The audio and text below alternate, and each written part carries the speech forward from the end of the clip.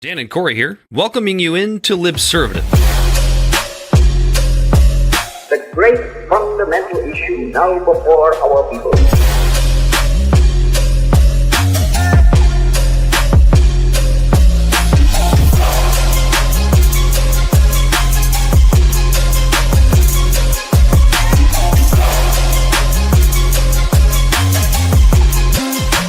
We, the people, cannot turn back.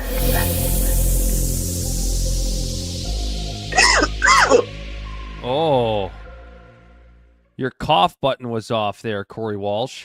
God damn it. It was muted. I went to unmute it. I went to mute it because I had a cough. And It was I already accidentally muted. unmuted it. Yeah. This is off to a crackerjack start. Welcome in to another rousing rendition of Libservative. Intellectual idiots fostering political and cultural literacy and the world's smartest internet show. Bell the Body Snatcher on the ones and twos, live from the Gaza Strip. He, as always, is Corey Walsh. He's Dad Griffin. And we were going to do a completely different show tonight, but apparently there's been a peace deal between Israel and Hamas. And I thought that was a good time to, pour a martini. I haven't had one of these on the show in a while. Let's just get shit-faced and Cheers for that. hope that this is real. Because I got to tell you, I'm not very confident. Because if there's anybody that figures out ways to go against peace deals, it's Benjamin Netanyahu. So we'll see where this goes. Let's just be cautiously optimistic about this. Let's just hope that this is real, especially when we get into sort of the details of what this first phase will be. You're going to see that there might be a couple of holes. I don't know. We'll let you be the judge of that. That's why we're here. We also have Trump, unfortunately, getting ready to, I shouldn't say getting ready to, putting forth a memorandum, NSPM-7, that nobody's talking about, which is kind of like a Star Wars Order 66 kind of deal, which is Here we kind of go. freaks everybody out. Order 66. Here we fucking go. We're 2 minutes in. Donald Trump is a bad guy. He's a bad person. Like, come on. I know. We just call the balls and strikes, Corey. We just call the balls and strikes. And by the and also we cannot miss the Senate Judiciary Committee hearing of Pam Bondi yesterday, because I got to tell you something, Corey. I've been trying to give this woman the benefit of the doubt in every way that I possibly can, which honestly hasn't been very much. But she is a legitimate imbecile. I legitimately don't think she knows what her job is. I think that's real. She's an absolute idiot. And it's not like oh, you're just calling somebody an idiot that you disagree with. No. There's plenty of people that I disagree with that I don't call an idiot because they're not idiots. Pam Bondi is an absolute moron. Front to back, top to bottom, head to toes. Absolutely an unbelievable idiot. And apparently Candace Owens came out with some, do we still call them alleged group messages for Charlie Kirk? If you want any sort of credibility talking about Candace Owens, you have to attribute anything you say that she says to her clearly. I mean, she does get a lot of this shit right. Can we be honest about that? I mean, I told you, I think when you talk about conspiracy is when the unfortunate situation with Charlie Kirk, I think it was the French to get Candace Owens off the off the Macron story. Well, yeah, okay. I don't like that one, but it's fun to think about. Well, it's not fun. That's sad, dude. That sucks. Like, fuck Macron for that. if that were true. All he did was bang a hot older man. Nothing wrong with that. Come on now, you expect me to believe that? I guess we'll start with the shutdown. It is still on as of right now, right? I have not been paying attention today. I've been too busy getting ready for the show. The shutdown is still active, correct? As we sit here on yeah, I think October so. We could try calling him real quick. No one's home, Dan. All I know is they better get this government up and running quickly, because Americans are going to realize that they don't need it. and then we're going to be a nation full of libertarians, and the government just really isn't going to like that a whole lot. So Yeah, I mean, we're 8 days in. Like, I mean, so obviously, I don't know how much the government is saving every day by being shut down. Maybe Bell can look that up for us. But nothing, because they all get back pay, unless Trump has something to say about it. But like, everyone is still being taken care of on all the essentials. You know, the military is still there, the fire department is still there. But even though that's like state or local, but I just paid $88. but yeah, it seems as though our society can still maintain and move along just fine when the government is shut down. Isn't that amazing? It saves us no money. It actually costs us. Thanks, Bell. He's like, where'd you get that hat? I expect your answer to be, what hat? It's hot over here. It costs $400 million a day of shutdown, and it's chaos.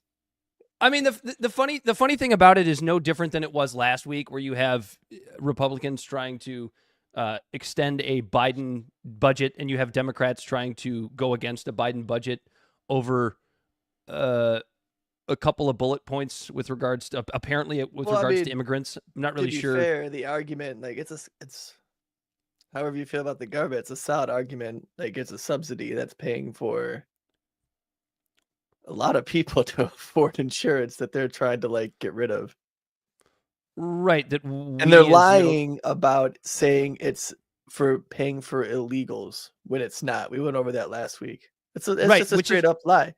Which is why both sides on this are fucking dumb as hell, because the ACA doesn't do anything but cost any people more money. You have certain senators taking to Twitter talking about how middle class people are going to be are going to be forced to pay $85,000 a year, or whatever the number was, for Obamacare. What that idiot doesn't seem to realize, I wish I could remember which congressperson this was. What they don't seem to realize is that middle-class people aren't on Obamacare, and they're already paying that much money for it for everybody else that has it to have it.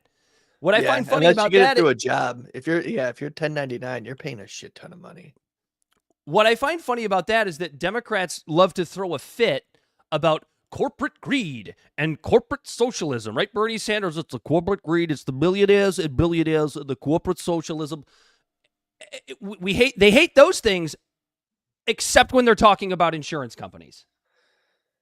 Yeah, because that's ultimately where the subsidies are going. Like, the insurance companies, Yes, the hospitals could probably say, "Hey, yo, we could probably charge half this and still make a shit ton of money," but they don't. And the way they always portray it is like, get away with that is because the government is like propping up their whole business model by giving them subsidies. So it's like a snake eating its own tail circle. And there needs to be a better way. I don't exactly have the answer, but why do you think insurance companies lobbied for the ACA in the first place? Yeah. I mean, that should just tell you everything you need to know. It's costing everybody more money. It's garbage. I'm on the Republican side with regards to that particular issue. Right. But here's the thing. You can't just rip away healthcare from millions of Americans just because they make less than you. You're not. And I'm not advocating for the ACA, but this plan, like the money that they want to get rid of, that's because here's the problem, right? Once the government decided to subsidize a shit ton more of Medicare and Medicaid, the insurance companies went, shit, we could charge that much more. We could charge that much more in Medicare and Medicaid. So they did. But now, when the government wants to curtail it back, the insurance companies already raised their prices that high, so then it makes the government look bad. And it's just like a fucking ratchet effect. It's a fucking merry-go-round or hamster wheel that we're stuck in with it. But like, we got to figure out a different way. But I also think we're smart enough of figuring out a way to do it without fucking over all the poorest people in the country. Corey, there is an argument to be made that you you completely put the kibosh on the ACA. Yes, a lot of people will lose their health insurance. That's true. Here's the thing about that, though. There's an argument to be made that we would actually be better off economically, whether you're poor, rich, or otherwise, to not have health insurance, get injured or sick, go to the hospital, and just get a hospital bill than you would be to pay On average, for I guess an it would depend Obamacare on your plan. lifestyle. If you're just a careful human being, You get nothing. Like- You get nothing for that plan. For again, most have of you ever those broke a plans. bone? When I was a kid, Have A you ever thumb. broke a bone, Bell? a thumb. Not as an adult. Okay, as kids, okay. Because I've met people who've just never broken a bone and are like super healthy and they don't really drink or smoke and stuff like that. And those aren't the people that insurance companies want.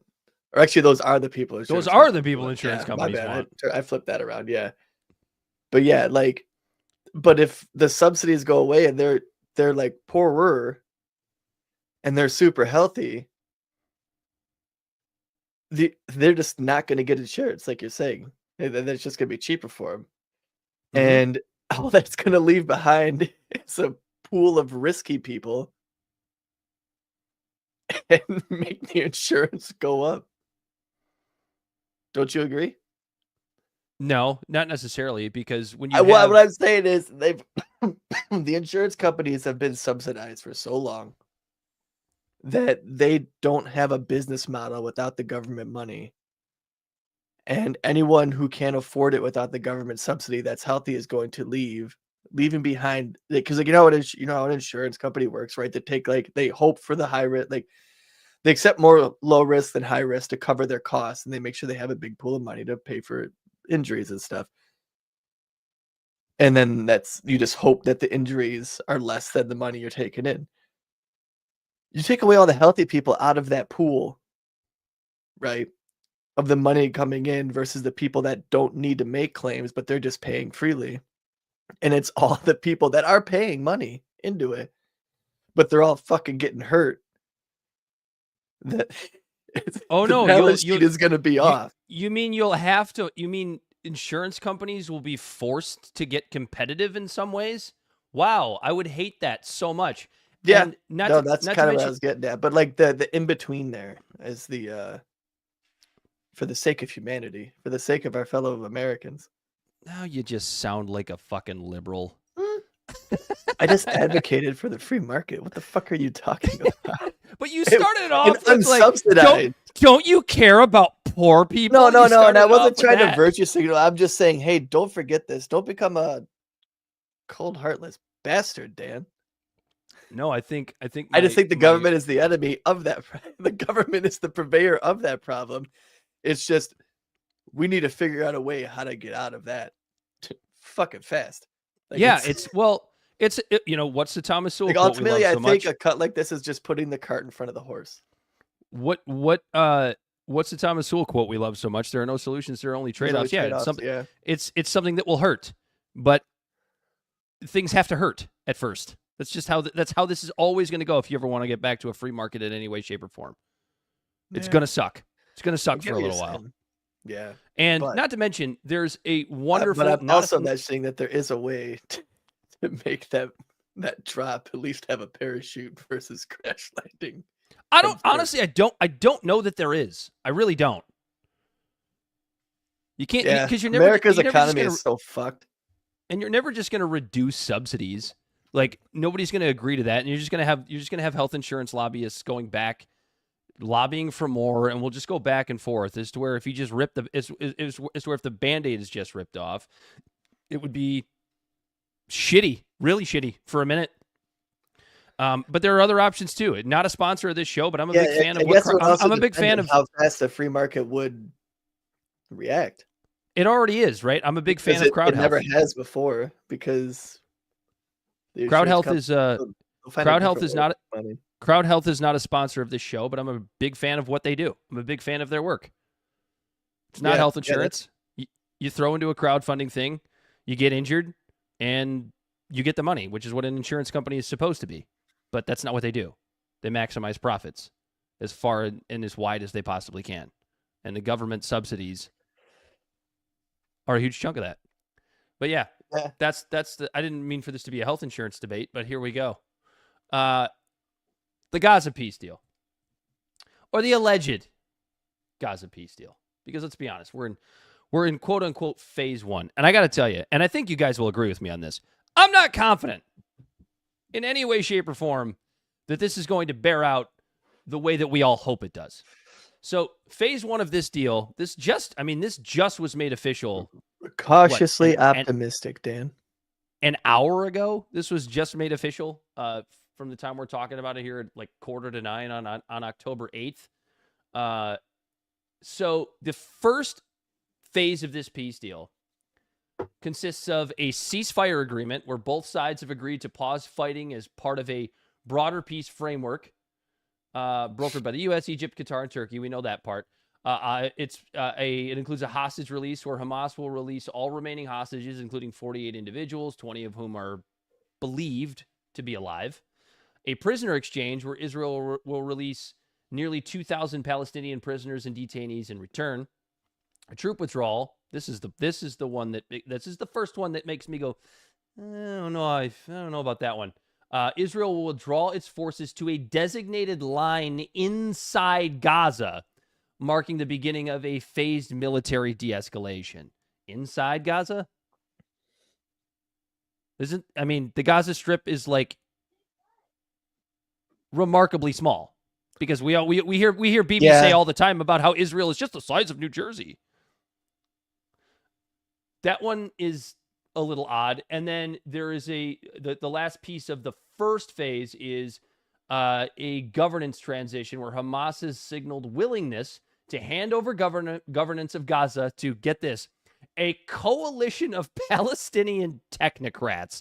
How vague is that, and how much do we trust technocrats? First, that's A, number one.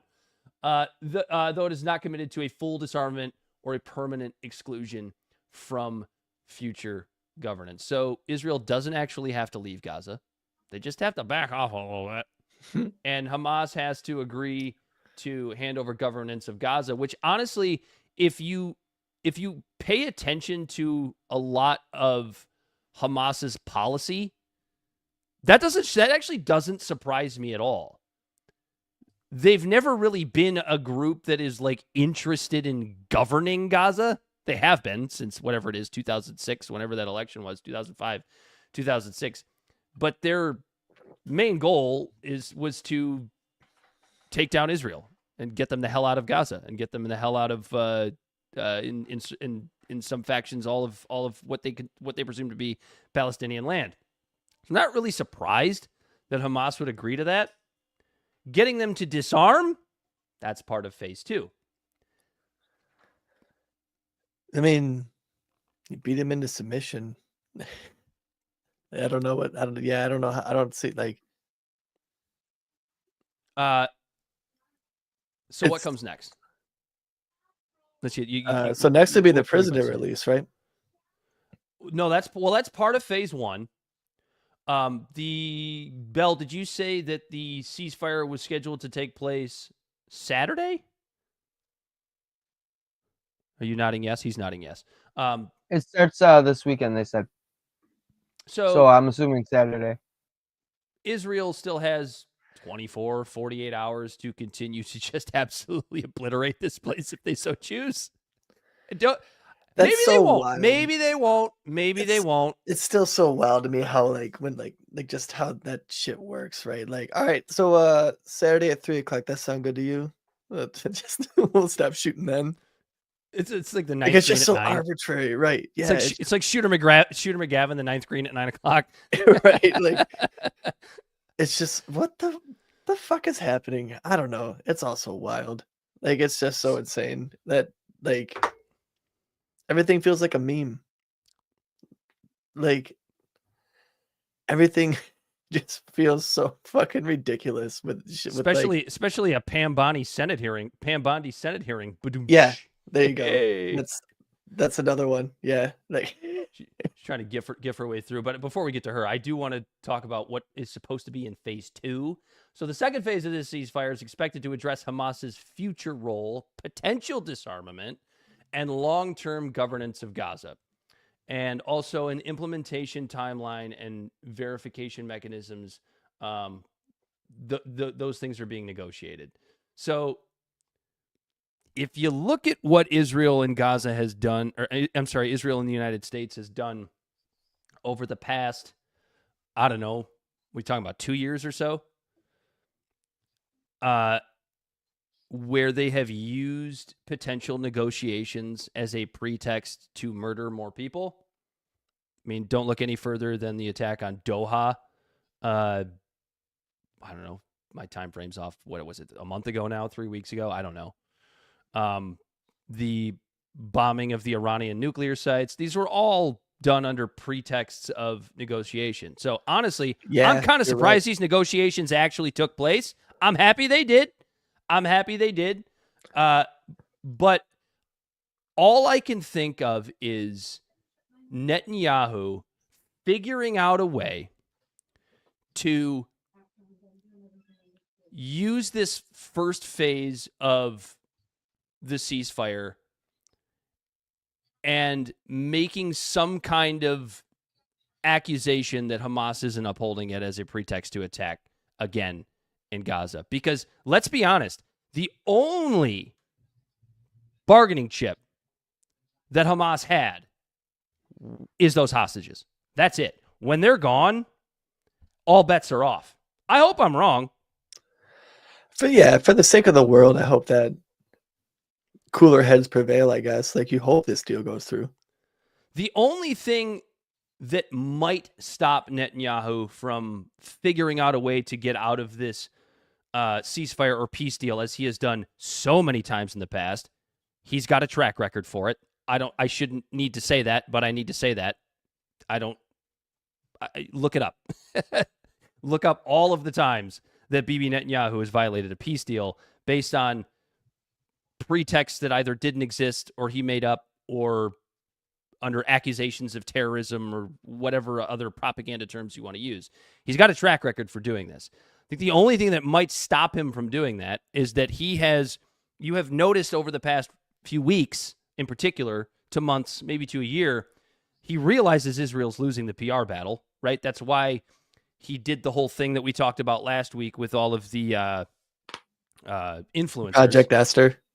Yeah, $7,000 for a nice post about Israel. He realizes he's losing the PR battle. Like, Bibi Netanyahu where was our email?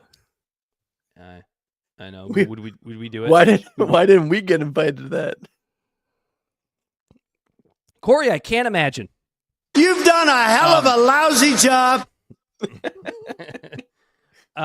But yeah, I mean, I don't think it's ridiculous to have that be the expectation, that Bibi Netanyahu is going to find a way to violate this peace deal under a pretext. I am too. I want to believe it's real, but because warmongering pieces of shit. We sew this one up.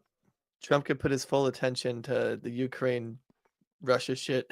It's like, even that's a shot in the goddamn. No, Corey, we have to get out of this because we have to go to war with trying Venezuela. To roll a 1 on a 36-sided die, Dan. we have to go to war with Venezuela to stop all the drugs. God damn it. Instead of figuring out a way to and end the narco state that we probably have been funding for the past decade during all of the shit that we were doing down there, exploiting these countries, toppling governments. What's the Dave Smith quote from his old show intro? If you want to know who America's next enemy is, look at who they're funding right now. Yeah. So here we are. Got to go to war with Venezuela. So we got to put this Israel-Gaza thing aside. We got more important fish to fry. We got to blow up speedboats in the fucking South Atlantic. Can you imagine, like, this president would probably be nixed pretty quick, but if one came out and goes, "Hey, I'm the new guy in town. I'm looking at the books, and all of this money we're using to influence your countries, we won't stop that influx, but instead of that, we're going to invest that in your country and just do that in every country and spend the same amount of money on the books. But instead of just trying to topple their governments, just giving them loans to build a bridge or a dam. Come on now, you expect me to believe that? They'd probably like us so much better. But like if someone was running for president and they said that, they'd probably get JFK'd. Yeah, well, they might not get elected. It wouldn't be allowed. Yeah, that just wouldn't be allowed. There's a reason Thomas Massey will never be president of this country, even though he's the only adult in the room. Yeah, hey, we're just gonna stop. Can you imagine if a president just came out and said that? He's like, hey, we're just like Forrest Gump. I'm tired. I want to go home. Yeah. I'm done with this.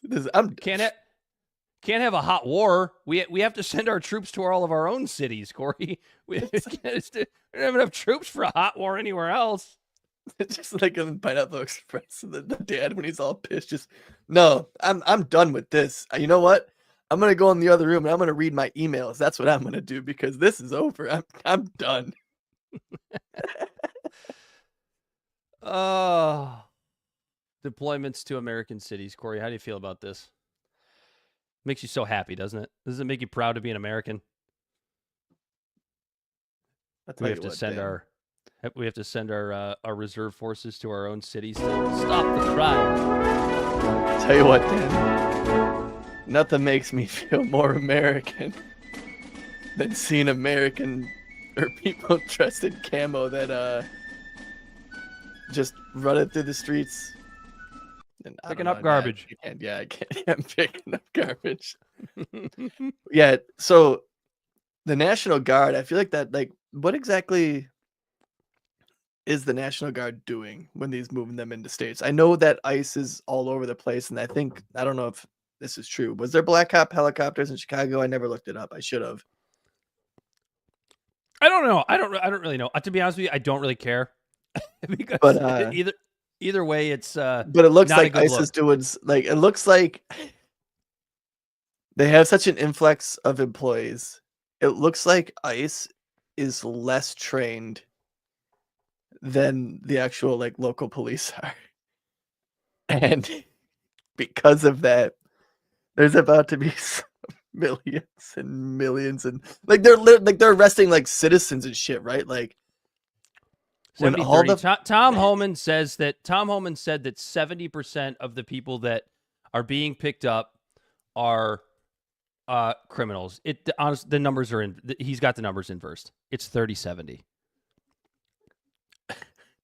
But how many of them are citizens is what I'm saying. Oh, that number I don't know. But yeah, hey, Bella, could you find that? How many citizens have been arrested by ICE? Like by mistake, not like for like shoving an officer or like being an asshole, but like just round it up. Because that's a lawsuit. The next one's gonna be a lawsuit. I don't know. There might be a lawsuit when you see that video. Did you see that video of that priest getting whacked in the head with a fucking pepper ball by a fucking ICE agent on a roof? No. Like, these guys are fucking up. And it's going to cost us, the taxpayer, millions and millions and millions and millions of dollars when these lawsuits go through. Yeah, and it's really easy to like, I blame Joe Biden for opening the border. It's like, okay, yep, I get it. You have a point. Your point is well taken. I don't even necessarily disagree with it.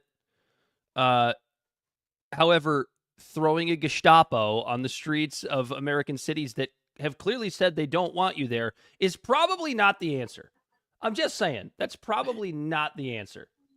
And when I say Gestapo, yeah, so when it comes to norms, right, and it comes to like the way it's supposed to be a federal state thing, if I feel like the 9th Amendment, you know, and the 10th Amendment when it comes to states' rights and the 9th Amendment protecting whatever isn't explicitly stated, like the state should have a right to like tell the federal government, we got this. You know, yeah, we got this. Even if they're failing, then you know what? You did your best, you know? You could say that. You know what? If the federal government was smaller in the first place, we wouldn't have to be dealing with the federal government being the daddy of the whole country having to deal with everything. Corey, dude, that is such a great point, right? Because one of the things that has been brought up, especially in Texas, was the idea of we never needed the federal government to shut down the border in the first place. We as Texas can do this on our own. The problem is, and this is a very fair criticism, The federal government was stopping them. is that Joe Biden's government would not let them do so. Yeah. We don't need the federal government to do this. No. We never needed them to shut down the border in the first place. The Not states once. would take care of it themselves because every single border state will tell you the same thing. Like they're pouring over, or at least back then, not so much anymore, but back then, yeah, these people are pouring over the border. Like we have the ability to stop this on our own. Just let us fucking do it. You Right. know, and obviously the Biden administration would not allow them to do so. So the fact that you needed Donald Trump to be like, yeah, we're going to do this now. And Texas is probably throwing their hands up going, motherfucker. Right, like they wanted, yeah, because think about it. If the state of Texas builds that wall, then the state has control of it, and then they can maintain it and deal with it. If I'm not properly. mistaken, The federal government's going to come put it up and then just let it. You know what I mean? You think like, what's the longevity of that border wall being taken care of when it's by the federal government? When you have the fucking next guy coming in wanting to take it down, versus a state like Texas that's always Republican, that's going to always want that wall up, and then the state builds it, and then the state maintains it. That's why a state would want it and not a federal government, and that's why it should be like that. Everything, like the federal government is just too fucking big. What the fuck? Like, how did we get into this situation? what an astute observation. What do you got for us, Bell? All right, so you were asking how many people were actually detained and arrested in Chicago, right? Are you in So, Detroit? funny story. Right. So they don't actually have a number. I've looked so many places, but they said that they arrested total around 47 people and that 33 of them were undocumented. But they're saying that the numbers are skewed. ICE has to report how many people they detain, but as of late, reporting practices are often criticized for being inconsistent and incomplete because of how much they're doing it, and like how Corey said, how untrained everybody is. So, Dude, that's the thing. Like, numbers. if an ICE agent, like, I blend in, I'm a white guy, I get it. This ain't ever gonna happen to me. But like, if I'm an American citizen, fucking You should put on born- blackface and find out. No, because then I deal with that.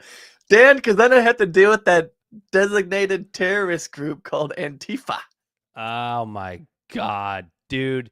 That one drives me nuts. And I'm going to tell you exactly why that's the Because case. it's not even Go an ahead. Go organized ahead and thing finish your really, story. But yeah, like if I was an American citizen, just because my skin was a different color and ICE agents came up and threw me up against a wall, and I wasn't a natural born American citizen, I would sue the federal government up the fucking ass. What am I supposed to do? Say, oh, thank you for your service, sir. Thank you. It depends who you ask, Corey. Thank 'Cause you for some people would say yes. Thank you for using those zip ties on my wrists that were made in China. That's to not legally wrong, man. detain me just because I might have been one of those illegals. You never can be sure. I got nothing to hide. Thank you so much. Thank you, sir. May I have another? Yeah. Give me that boot so I can lick it. Yeah, dude, that's the thing, right? Like, that's the thing that I think Republicans need drilled in their fucking heads right now. Like, it's not just illegals. There's legal citizens getting wrapped up in this. And, like, they just, well, if you're not doing nothing wrong, you have nothing to worry about. It's Dude, like, it's one of those things where, yes, they do have I am- something to worry about. well, and it's one of those things where it's like, you listen to arguments from both sides, and both sides have good points, and there is blame to be given to both sides, right? And it's just like, we're in a situation Has Trump where even beaten Liberty? asked if Trump's matched the record-setting deportations of Obama. I don't know. I don't really care, to be honest, but like, it's an interesting well, that's number. interesting. Maybe Just Bell can because- find that out. Like, the difference is the tactics. I think that's the problem. But this is what Trump we has also just think- over 2 million. Trump has just over 2 million deportations currently. Total July, throughout though. his 6 years or almost 6 years 6 years, or- his entire presidency. And Obama had or 5 years. 3.1 million. So he hasn't So gotten no. there yet, but he'll be there soon. Don't worry. He'll be there soon. The rookie numbers, you got to pump those numbers. Yeah. The thing that drives me nuts about the entire debate is like you'll have. So he said so. Obama cared about who he was deported. So Obama cared about who he was deporting. So that makes a difference. So here's the thing: it's the tactics. Obama did it like quietly. That's the difference. No one fucking knew. That number is new to everybody. And for Republicans to act like they fucking knew that like since like 2012 is a fucking joke. Even a liberal, even or like a leftist who tries to act like they're smarter than liberals and they go, oh well, Obama's worse. You know, and it's like we didn't know that. We didn't know that until like 2020. Because people do. Because people always do this thing. Because people always do this thing where, like, when we shit on like a Democrat's policy or we shit on a Republican's policy, because we do both, and a lot of people don't know how to react to that. They'll be like, "Oh, so I guess you're liberal and you supported Obama, all of Obama's deportations." It's like, not necessarily, or you didn't support Obama's deportations then, since you support some of these Trump immigration policies, right? It's like, no, not necessarily, but like so. Here's what I was going to say. When it comes to this entire issue, yes, you can blame the Biden administration for the, I guess, the faucet being on full blast for people coming into the country. You can also say that Trump's Gestapo methods for rounding these people up is not the solution to that either. What is the solution? I don't know. But when you have a situation where you have American cities that don't want ICE agents in them rounding people up and attacking ICE agents, there's a reason they don't want them there. So for me, as the quasi anarcho libertarian that I am, let the liberal cities burn then. Honestly, just like let them burn. Let the states deal with it. Reduce the size of the federal government so that my tax dollars aren't paying for any of this shit, and just like let them fuck around and find out. Portland's a great city. I love Portland. But if Oregon, I just really said it like a fucking Midwestern. If Oregon was taking care of its own, then let them fucking take care of their own. Why are we over here on the Midwest talking about cities that are 2,000 miles away from us when it's not something that it's not like they're poisoning the water wells or fucking there's a radiation fallout. They're acting fools in the streets and fucking shit up. Why in Michigan should we care about that? We care about that because we're so engrossed in the federal government that it has to care about that. And it becomes a part of our whole political discourse when none of that should even fucking matter. It should be about what's happening in your state. And that's how the founding fathers actually intended it. And then we got it all topsy-turvy. And if you break it down back to like what we were talking about like 5 minutes ago, where it's like if Texas was able to just take care of its own border and the federal government wasn't involved in the fucking first place, we probably wouldn't even have this problem to begin with. So it's like, why does the federal government need to be shrunk? Why do we like we never would have needed Trump or any other president to send the National Guard. Because that's the thing is like Texas is like at the same time Texas does a lot of fucking business with Mexico. I think they're like the 9th largest economy in the world. But they do a lot of business with Mexico. They have roads and shit to get back and forth to Mexico. It's not like they're building just a straight fucking ice wall like in fucking Game of Thrones. Like it's not like they're closing the border and then people can still immigrate. It's just putting up the area where everyone is trying to skirt through. So he said all that to say this, Corey. NSPM-7. Kind of the new COINTELPRO, except on steroids, if you really want to break it down. So what does NSPM-7 stand for? It stands for National Security Presidential Memorandum. This is the 7th one. The 6th one is completely classified. Nobody even knows what the fuck is in it. But this is a brainchild of the psychopath, Stephen Miller, that essentially makes it legal to, I shouldn't say legal, but it gives the Justice Department some form of standing to basically round up Americans for whatever the hell they feel like they want to round them up for. So common threads animating this are the violent conduct that include anti-Americanism, anti-capitalism, and anti-Christianity. What the fuck does any of that mean? Nobody knows what that means. These are vague terms. Support for the overthrow of the United States government. Again, what does that mean? Because I kind of just advocated for that myself when I said we need to shrink the size and scope of the federal government. Every libertarian, thinks that the size and scope of the federal government should be reduced and lots of things should be given back to the states. Is that me supporting the overthrow of the United States government? I could see it being interpreted that way. Yeah, that's stochastic terrorism. Also, extremism on migration, race, and gender. Again, what the fuck does that mean? Extremism is a propaganda term. What constitutes extremism on any of these things?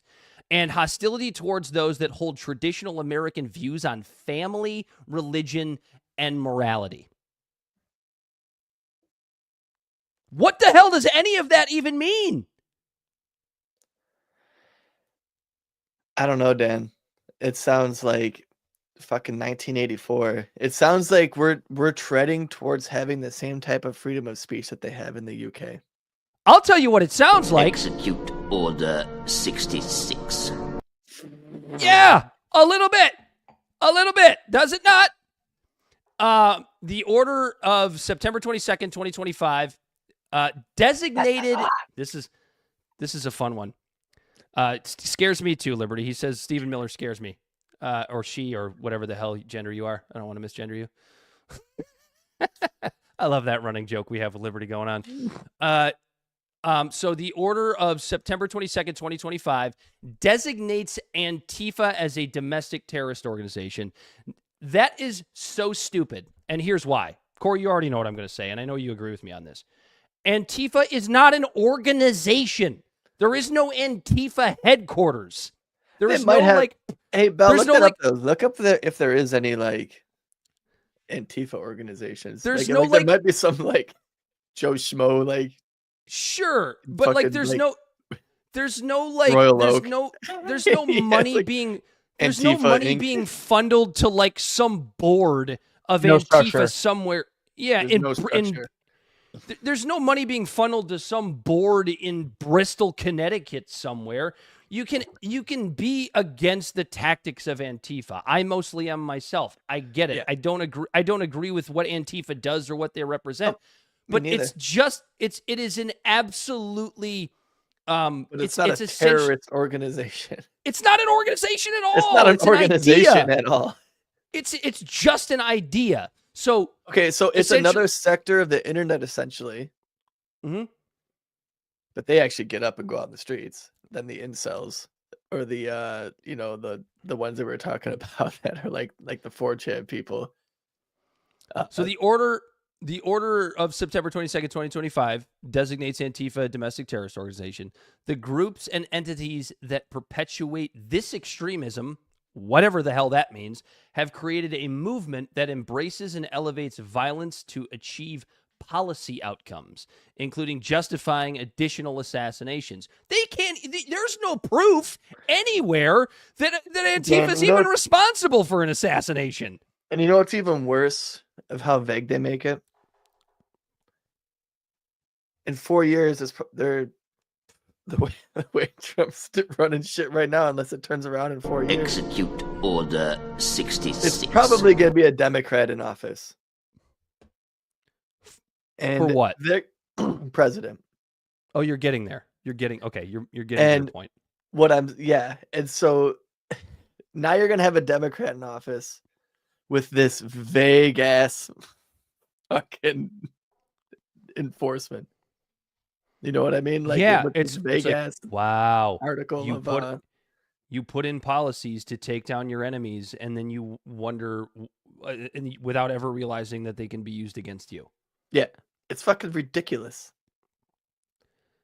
So, what would a democratic? What would a democratic president? But Dan, it goes back to is everyone secretly loves fucking authoritarianism as long as it's in their favor for the time being. Everyone just likes Especially. owning the other side, and it's just we should be fucking smarter than this. Especially Stephen Miller. So let's just play a little let's have a little thought experiment here. How does this policy change under a Democratic president? So I'll read a little bit of it again. Common threads animating this violent conduct include anti-Americanism, anti-capitalism, and anti-Christianity. Those maybe stay the same, or maybe they're taken out, or maybe they're just not enforced, right? Then you move on to support the overthrow of the United States government. I could absolutely see a Democrat just taking that policy and utilizing it to the way that they see fit. What do they see as quote unquote supporting the overthrow of the United States government? Extremism on migration, race, and gender. They could absolutely keep that the same, except reverse what it means to them when they're in power. Hostility towards those who hold traditional American views on family, religion, and morality. Again, that one probably just isn't enforced. It's just like, this is not good. No. Like, this is actual fascism right here. Like, this is what they're talking about. But what's funny about this, what I find so funny about this is, do you think Rachel Maddow's talking about Well, here's the thing too, is NSPM-7? and it's not even just about like what people are saying. The Treasury is directed to trace and disrupt financial networks that fund political violence, working with financial institutions on suspicious activity, reporting, and investigations. Again, but who's the arbiter of the decision of what is funding political violence? I could donate money at a motorcycle club for some blood drive or like for some like cancer rally, right? And then 6 months later, that motorcycle clubs might end up in a shootout or something down the street from their clubhouse. Did I give money to a fucking violent? You know what I mean? Like, what? I don't like. You, the Corey, IRS you support something like, let's say you lived in Kentucky. Let's say you lived in Thomas Massey's district and you gave him money and you donated to his campaign. Thomas Massey is Thomas Massey considered hostile towards the United States federal government, even though he's a part of it? I think the argument can be made that the answer to that question is yes. In all of the best ways. Yeah, Lincoln fucking political expression of terrorism is not a good look for America. And the thing that drives me the most nuts about this is the people that are coming out against. And then this, here's the thing, though. Here's Go the thing, Dan. It wasn't the American government; it was the Canadian government. But the Canadian government was being pressured by the American government. But fucking Democrat, like liberals, essentially were in cahoots with liberals in Canada to have PayPal, a private institution, cut funding to a movement on the right at the time. Remember the Freedom Convoy? Dude, you know what the thing is? That wasn't even a right-wing movement. It wasn't. They portrayed it as one. They tried really hard to. But they more left-wing governments in cahoots cut funding to the Freedom Trucker rally. Debanked, essentially. Yeah. And they debanked them. And the left cheered. Mm-hmm. And the right was pissed. Mm-hmm. And now the right's in power in America. And they're doing the same fucking thing by now threatening to defund people and like debank them. And the left is pissed. And the right is loving it, cheering it on.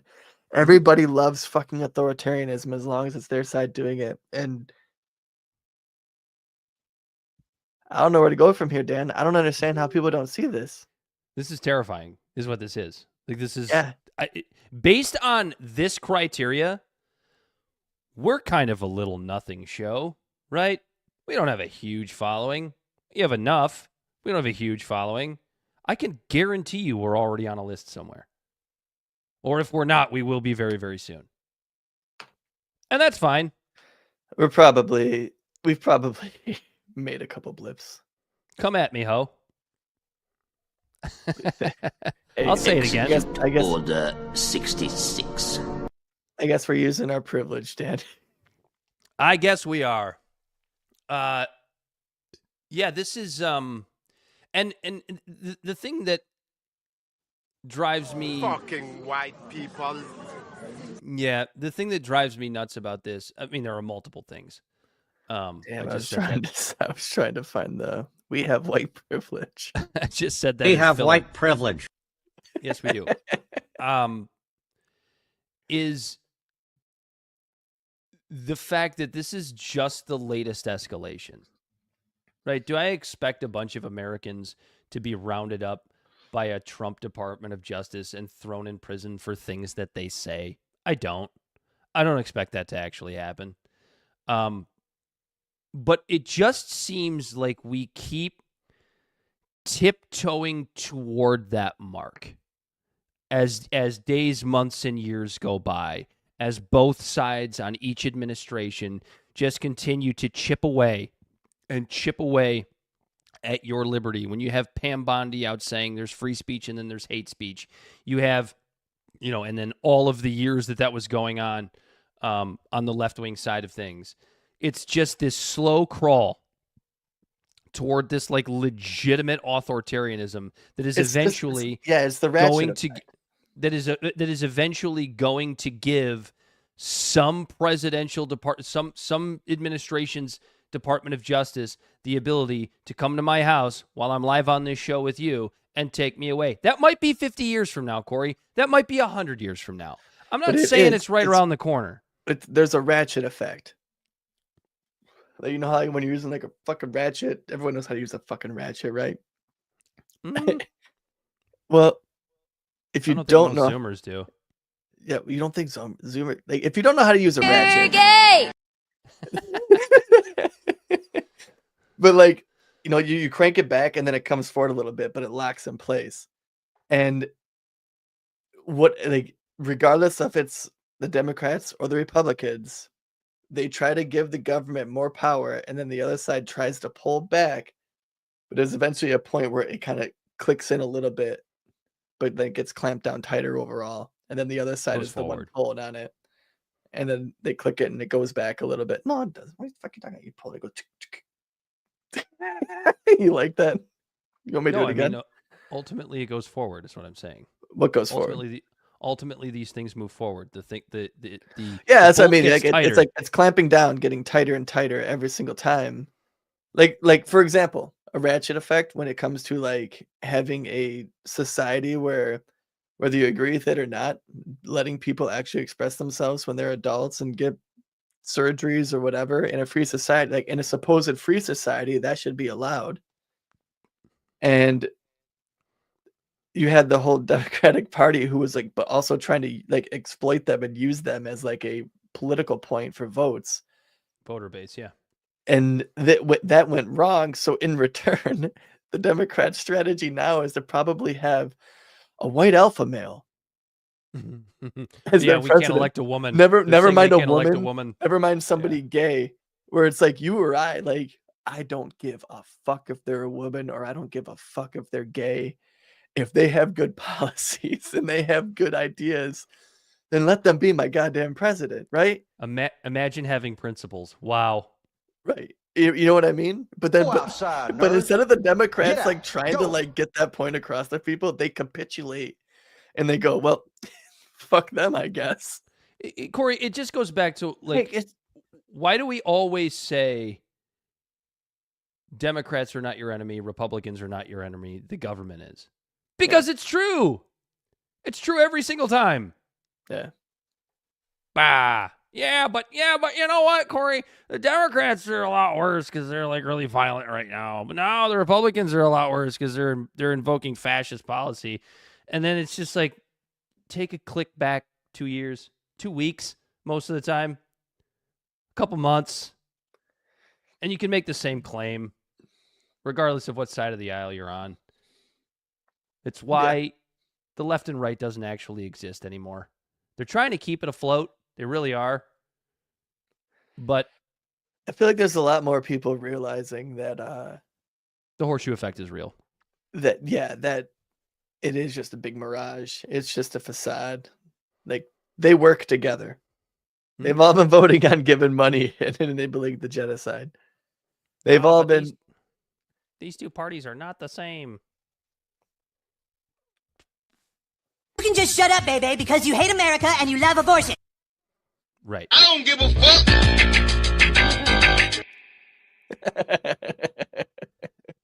NSPM-7. Call your congressperson. Yeah. It's order 66 coming in from the Empire on high. Yeah. I mean, for all you people who are just like, I ain't got nothing to hide. Execute order. But you also hate 66. Democrats. Democrats are going to be able to use this against you in about between 3 and 7 years. I mean, the MAGA crowd will tell you J.D. Vance is going to be the next president, and then for some reason, he'll get 8 years, and then have you seen? Dan, it sounds like a delusional Michigan fan saying that they're going to win the Natty. Yeah, well, which what's they are. interesting is, No, have I'm you just seen? kidding. Have you seen these memes where they have Trump? They have pictures of Trump going through 2028, and then they have pictures of J.D. Vance going for the next 8 years. Dude, and then for some reason, Erica Kirk is the one after J.D. Vance. What the fuck? Oh yeah, I've seen Marco Rubio on those things. I've seen. Oh God. Yeah. I'd rather have Erica Kirk. The guy that's been. Hey, Marco's good. We vetted him for Israel. Yeah, Israel says he's good. We like Marco now. He's totally cool. Totally great. Candace Owens apparently solved Charlie Kirk's murder. We said last week that she was going to do that. She said she was, and she's done it. Oh and no, you're watching. Well, you're over there watching that wacko Candace Owens. I'm over here hanging out with my bae, Laura Loomer, the one that's credible, who says it's China.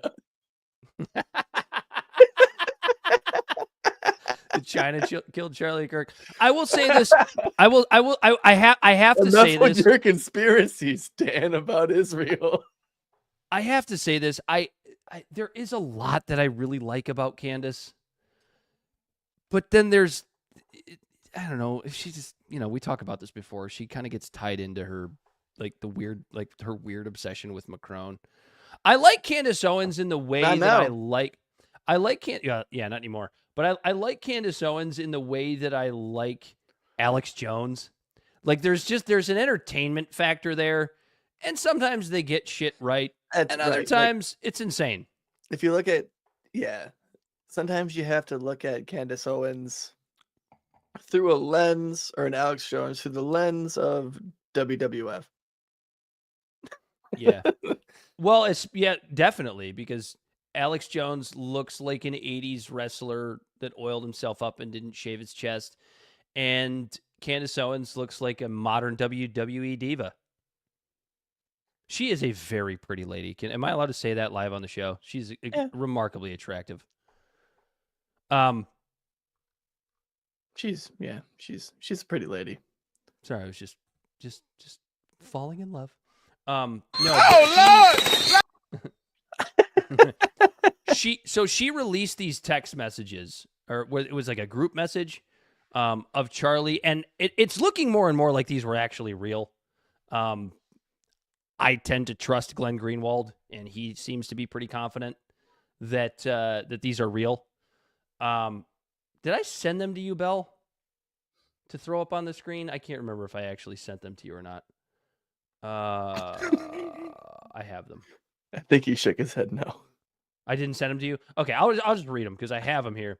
So the first one says, these are all from Charlie. I don't know who the recipient is, but the first one says, just lost another huge Jewish donor.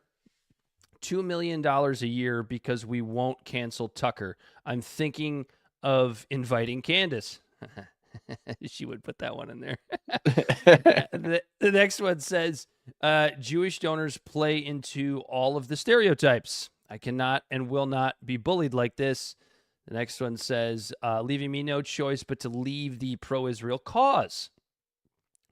And then it goes on to say, please, I'm sorry, this is the response. It says, please don't invite Candace.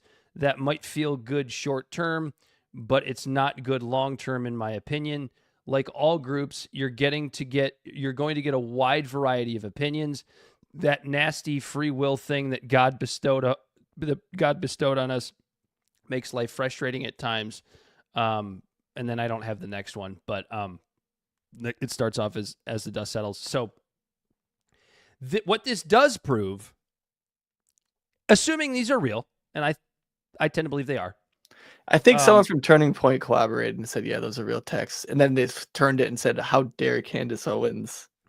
That's what they're saying on Fox News. How dare Candace Owens put this out there? Yeah, I'm sure Charlie gives a shit. So what I think this does prove is something that's been suspected for quite some time since Charlie's tragic demise, which is that he was at least strongly considering flipping on the Israel cause. What this does not prove, let us be very, very, very, very clear. Right. It does not prove that Israel assassinated Charlie Kirk. Yeah, not at all. Thanks for saving our lives. Did you just say thanks for saving our lives? You did. Hey, no problem, Bell. I got you, buddy. Wait, hold on. Do I get $7,000 for saying that? I don't know. I should get $7,000. I'm calling. We should probably check our emails more. We might have got the invite to Project Esther. We fucked up, Dan. I should get the $7,000 for being pro-Israel on that. Yeah. Everyone's like, oh well, they did 1,000 beepers. They might have done that microphone. It's like, well, Execute Order 66. No, but yeah, no. Unequivocally, we are saying, in fact, that we know. I don't think Israel did it, but if you wholeheartedly trust the government, then it was Tyler Robinson. Yeah. If you sometimes, with the right that we have to consume free media from all over the different spectrums of the political ideology, you may have seen a narrative that thinks it wasn't him. And I guess we'll get to the bottom of it. I think he's still claiming not guilty. It's just another one of those things where everyone is just so sure. And you can't have debates with people like that. We've learned this from see, that's again we should be smarter than this as people. Have we not learned this from every single body cam footage of a controversial arrest, shooting, neck kneeling, whatever? Anytime the police have where it appears that the police, sometimes it's true, sometimes it's oh well, where's the context? But it's probably a 70-30 split in favor of the cops fucking up. But every time we get a 30-second clip from a body cam footage and everyone's jumping to conclusions before the facts come out, have we not learned that from that when it comes to other situations that are geopolitically impactful or nationally impactful, that we should all just take a pause and be I need to wait for more information? No, and to add to that, Corey, not just I need to wait for more information, but when you see these things and you see these narratives put forth, it seems like by the bushel load, you should ask yourself, how am I supposed to feel about this? What is the idea behind, how are they trying to make me feel about this? It's a very, very important question to ask yourself. And who's trying to make me feel what? Yeah, and I'm not against the idea. Listen, we've had the JFK conversation. Corey and I love conspiracy theories on this show. The thing is, we don't necessarily just believe all of them. Yeah. We believe some of them. And if you're a new listener, we always give a very big caveat of talking about putting your tinfoil hat on before you actually listen to what we're about to say. Which again, Dan, I've been saying that we're episode 223 in, and we have yet to make tinfoil hats. I think we need the visual as well. There's no such thing as tinfoil anymore. We got to make them out of aluminum foil, but we can still. Jesus Christ! You're giving away the behind the scenes magic. That's not the same. It's got to be actual. Tell the audience they're tinfoil. Yeah, but they won't believe us because nobody gets tinfoil anymore. I'm not buying it. You could probably buy some tinfoil. We'll find some tinfoil. We'll make some fun hats, dude. We'll have a craft day. Because if it's not tin, it doesn't work. You know that, What right? about we a get saran wrap fucking mask? A saran wrap mask. But don't poke any holes in it. and we'll put our Wi-Fi routers in a Faraday bag before we start recording. Fair enough. That means they wouldn't work, Dan. Yeah. I know what that means. Daddy, you're my dad. Just use your hotspot. Anyway, I'm gonna stay interested in Candace's investigation. I hope she gets to the bottom of it. I'll be very, very happy if and when she does. These texts are not enough for me, but I hope she gets to the bottom of it. But do you think somebody who investigates the way that Candace Owens does, and again, we've talked about this a bunch of times, I think she gets a decent amount of things right. I think the issue with her report, she's not the only one like this. There are a ton of people that do the same thing. She's kind of already made her decision about who she thinks killed Charlie Kirk. Right. So yeah, her journalism might be flawed because it's very coming up with very the much answer you want and then trying to find all that facts work that backwards lead to from that there. conclusion. Yeah. The way a prosecutor generally works. Which is also a way a lot of people do their research. Like not people who went to college. Well, even people who went to college. I don't know why. Mostly people who went to college. Mostly people who went to college. But everyone who does their research is like searching a loaded question to find the evidence that they're looking for. The internet will tell you anything that you want to hear. If you are a flat earther, you will find loads of evidence that the earth is flat. That's just how it works. When you work backwards from a conclusion, that is how research works in 2025. Doesn't mean you shouldn't do your own research. It just means you should know how to do your own research. It's a very, very important distinction. Yeah. I don't really want to talk that much more about Candace figuring out who Charlie Kirk's murderer is. We are on the story. Don't get me wrong. Corey and I are on the case. Mostly me, because Corey doesn't give a shit. But we are absolutely on the case. We'll be keeping I've track actually of... listened to a couple episodes of her shit just to see what she was saying. Anything It's good? a different narrative. I listened to one, I think I listened maybe one. And it was her talking about how something didn't add up. And I saw a tweet about it. Things and never add up. I'm just gonna say, Especially... I still, Things never add up. again, I think she drew her conclusion and she's working back from that. But it's a different narrative than what's happening right now. And I don't know. I just find stuff like that interesting. You and I find stuff like that interesting, and we like to play devil's advocate. And other than each other, it pisses everyone else off. That's why we're such good friends, Corey. You and I, we get each other. We play disc golf. We fart around each other and drink too much beer. It's great. Go outside, nerd. And then there's Bell. Bell's the same. He's right on there. Bell is by far, and I think Bell would admit this, Bell is by far the most conspiratorial of the three of us. 100%. Especially when he has Gaza behind him. When he's got Gaza behind him in the background. Gaza looks great. They're rebuilding already. It's amazing. It's still hot out here. But the weather's great. You hear it? He said it himself. Where's my $7,000? Oh. No. Gross. This to BB. Don't get bogged down by all the haters out there. All right, just he won't. Keep your head up, buddy. Don't worry, he won't. Pam Bondi is. Where's my $7,000? Yeah, right. You can talk shit about Pam Bondi. Pam Bondi is a fucking idiot.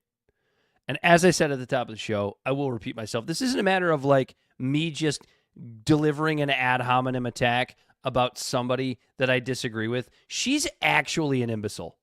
She's a complete imbecile. We got some videos to play. Bell's drawing them up right now. But this hearing in front of the Senate Judiciary Committee, after she said There's free speech and then there's hate speech. By the way, on Stephen Miller's wife's podcast, it's just in case anybody didn't know that that's where that audio came from. She goes and like, when I can't possibly think she's any more of an imbecile that doesn't understand the Constitution and doesn't even understand what her actual job is, she goes in front of the Senate Judiciary Committee and just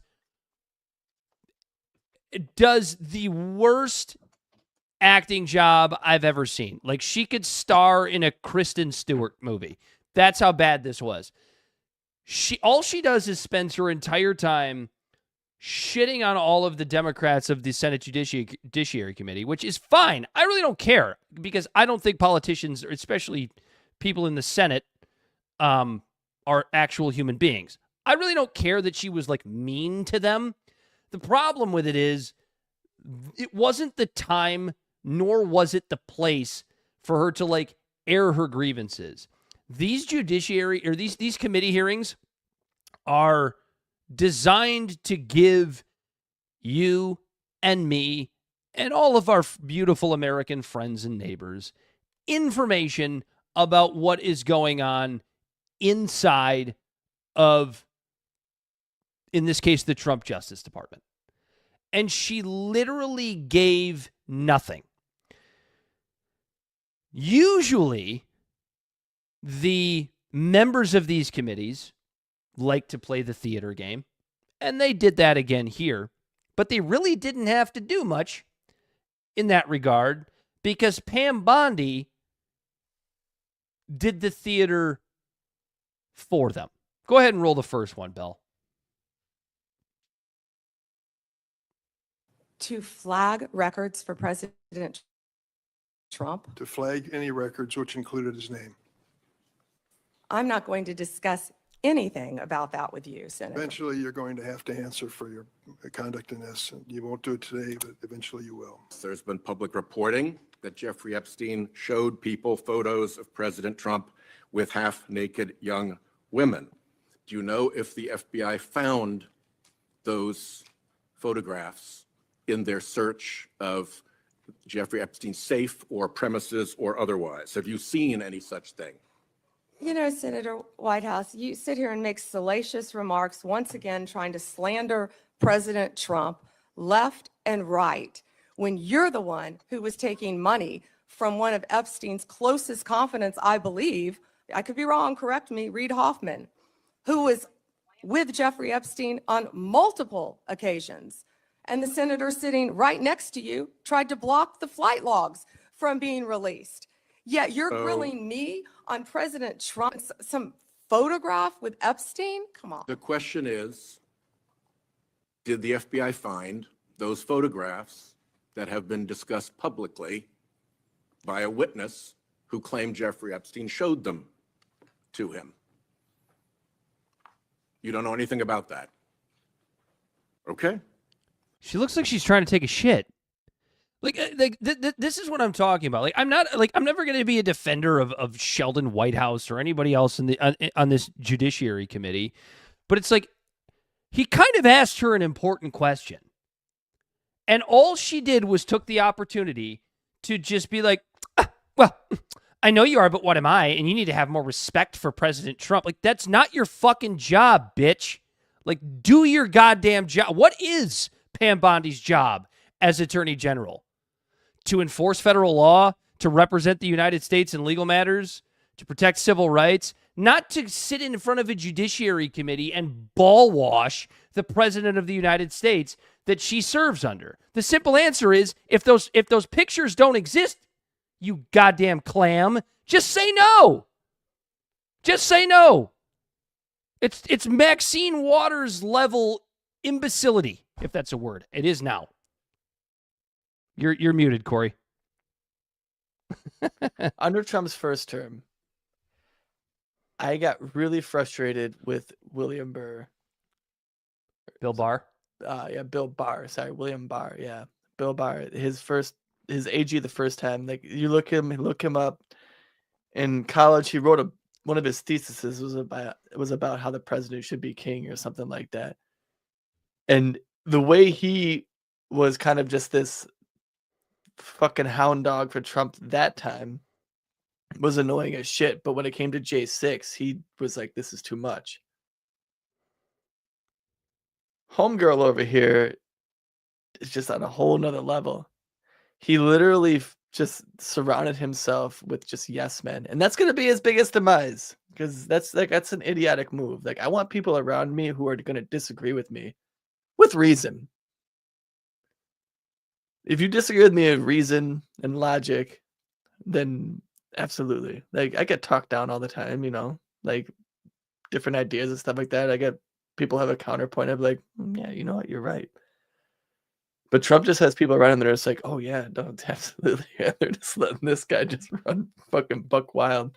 Like an ostrich in a mall. She sat there. She sat there and acted like a 16-year-old girl who just got busted drinking for the first time and went, well, you and Dad drink all the time. Why don't we talk about what drunks you and Dad are? Instead of just like facing the fucking music and answering the goddamn question, were you drinking last night? You know what I'm saying? Like, she's an imbecile. She's an absolute fucking idiot.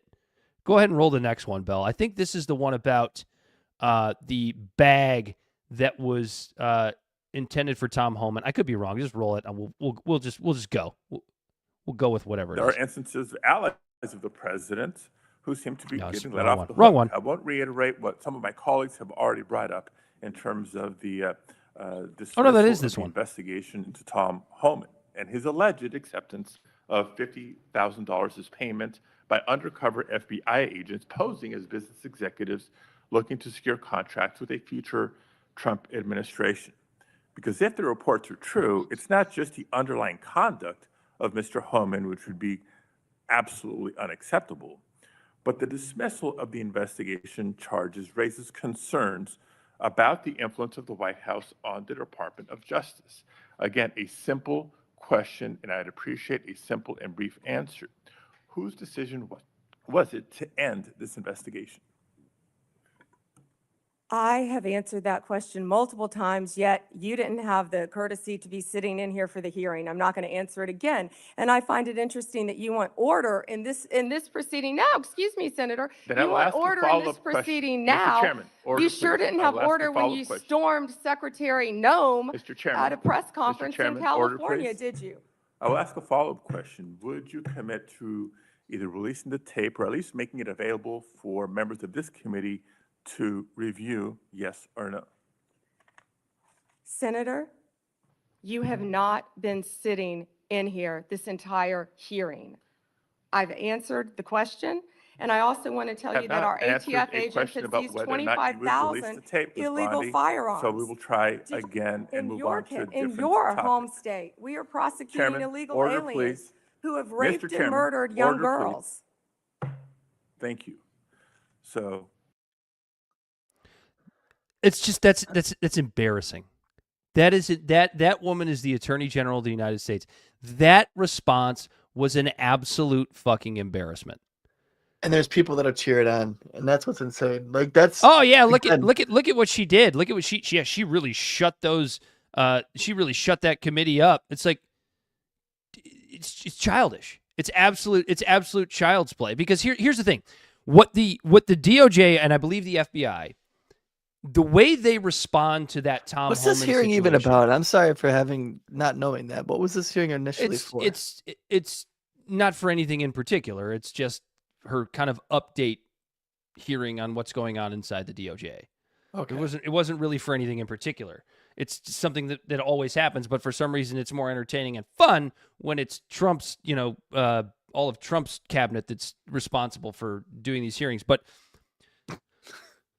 the thing is, the Department of Justice and the FBI, their response to the Tom Homan allegations was that he was caught in the middle of a sting operation where he received $50,000 in cash, right? And their response has always been quite simple. Tom Homan was caught in a sting operation. He got the cash and he returned it to the FBI and reported it immediately. That's been their story the whole time. Why the fuck doesn't she just say that? Why does she have to do that? Well, but what about the thing that you did where you stormed Kristi Noem's press conference, which he did. Senator Padilla did do that. And it was gross and it was performative, as members of Congress always are. But this is just not the time and place for any of that. Go tweet about it. Go make a TikTok. Like, you don't fucking do it there. Like, this woman is a complete embarrassment. She's supposed to be the face of like the fucking Justice Department. Justice Department, yeah. She's the top cop, Dan. No, that's Kash Patel. But yeah, she's the Well, top of the lawyer, FBI, top attorney, yeah. top attorney. Right, but top attorneys dictate essentially, like, they have a lot of power. Okay, She's a prosecutor. She's basically just the Right, nation's but the- prosecutor. Right. But even like an AG, like from the federal department down to the state, they have influence on what exactly law breaking they're going to actually pick up to make the state versus, or you know, what the federal case? government What cases? versus. What And cases she actually wants based to on move those forward? decisions, cops are going to know what to and what not enforce. You understand what I mean? Like if the AG isn't going to enforce anything about weed, there's no point in us as police officers spending our time trying to bust people driving that might have a bag of weed on them. We'll just grab it from them and grind it in the cement, and then they won't get in trouble. And Like then go those back are later, like pick it those up are and smoke it. decisions, right? But those types Mm-hmm. of decisions are made by AGs. So when you have an AG that's acting like this and acting like just a fool, what does that tell the state AGs?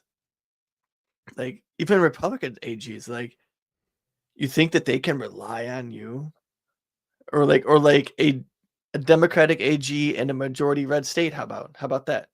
Okay, because they're from a Democratic state, they might be a Democrat even though they're the AG of a state that's representing like a large majority of Republicans. It's just gerrymandered to shit or something like that. Well, yeah, but I And mean, then state because they're a state Democrat, AGs can only prosecute state crimes, but right? But I mean, yeah, but like if you like, let's say there was some sort of like RICO case going on, and the state AG wanted the federal government and AG's help. Like, do you think that they could think? Do you think that in their mind they think they can rely on someone like someone who's just in the fucking courtroom acting a fool like this? Well, I yeah, don't know. when It's just she's you understand. no, when Like, I'm she's- not saying like I'm when not she's saying the sitting there- incompetence of her here is directly impacting like state AGs or like the way that like just the whole Justice Department is like operating.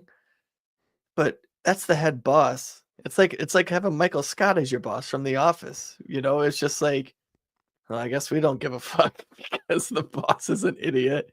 Well, and then the funny part is that I think a lot of people missed in what she just said there to Senator Padilla, which is we just our ATF just picked up a bunch of illegal firearms. Why do I have a feeling that a lot of like 2A MAGA people completely missed that? Right? Like, oh yeah, like now, oh, so she's rounding up guns. Yeah, of course. Because an illegal firearm could be Corey- me gifting you a gun for you to have. Nothing Only- nefarious. Nothing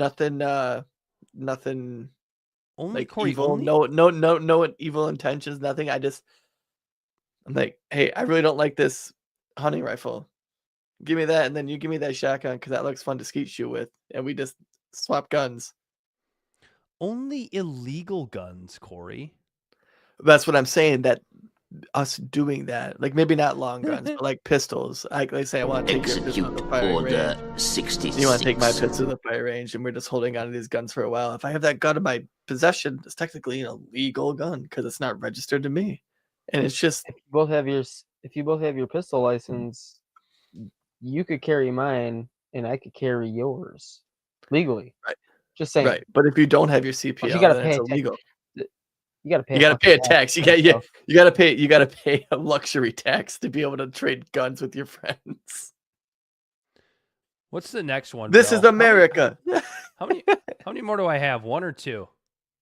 I think this is the last one. This is Shifty Schiff. Pam, hold on before you hit play. Pam Bondi is actually going to make me defend Adam Schiff. Adam Schiff. Oh, shifty shift. all of the people in the world that I didn't think anybody could ever get me to defend, Pam Bondi pulled it off. That's how you know she's a fucking clam. Go for it, Bell. You were asked whether you were firing career professionals, career prosecutors, just because they worked on January 6th January 6th investigations. You refused to answer that question. You were asked by my California colleague whether you believe government officials, like immigration officials, have to abide by court orders. You wouldn't even answer that question. This is supposed to be an oversight hearing. Oversight? Excuse me. Oh, God. You can attack me after my time is over. You've attacked all of us, including President Trump, for your entire career. You can attack me later, and I know you've got plenty of canned attacks. We've heard them all day to day. Canned attacks on you? This is supposed to be... No one needs a canned attack on you. Regular order, Madam Chair. I'm trying to speak. This is supposed to be... Can you, shut up? And it comes in the wake of an indictment called for by the president of one of his enemies. This is supposed to be an oversight hearing, and it comes in the wake of revelations that a top administration official took $50,000 in a bag, and this department made that investigation go away. Okay, a little performative, but... This is supposed to be an oversight hearing when dozens of prosecutors have been fired simply because they worked on cases investigating the former president.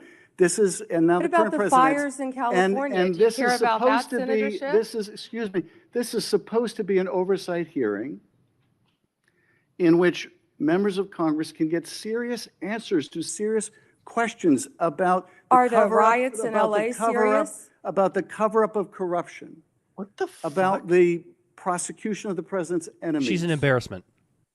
And I think you owe the president an apology. when will it be Your entire career, frankly. that the members of this committee on a bipartisan basis demand answers to those questions and, refuse to accept Clearly you're a failed lawyer refuse because to you don't accept, understand when someone can and cannot refuse answer to a accept question. personal slander as an answer to those questions. Personal slander? With Will that, you Madam apologize Chair, to Donald I yield Trump back. for slandering him?